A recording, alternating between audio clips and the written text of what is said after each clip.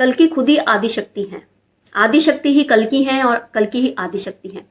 वो जो सब ऊर्जाएं उस इंसान में समा गई, वो इंसान खुद ही कल की है और वो जो ऊर्जा उनमें समा गई वो कल की है, समझ लीजिए। वो इंसान क्या है? वो इंसान वो ऊर्जा जो है उस इंसान का एक बच्चा है, समझ लीजिए। उसने उस ऊर्जा को जन्म दिया तो वो ऊर्जा उसका बच्चा है। वो खुद ही वो इंसान कल की है, खुद ही वो माँ है, खुद ही वो बच्चा है, खुद ही वो पिता है, खुद ही वो भगवान है। वो कल की। मल्टीटास्क ऐसे नहीं कहे गए, मल्टीटास्क ऐसे है।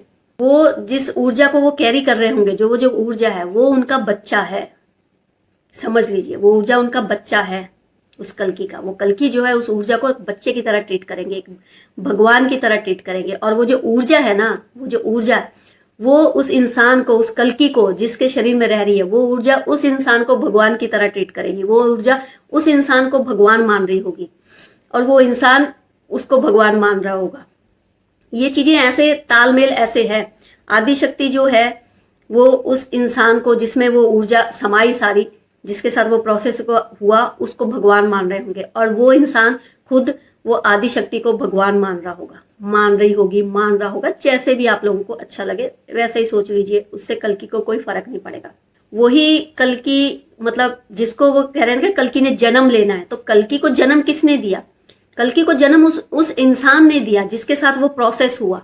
उस इंसान ने उस ऊर्जा को जन्म दिया एक तरह से, तो वो इंसान ही उस ऊर्जा का माता पिता सब कुछ है उसी का।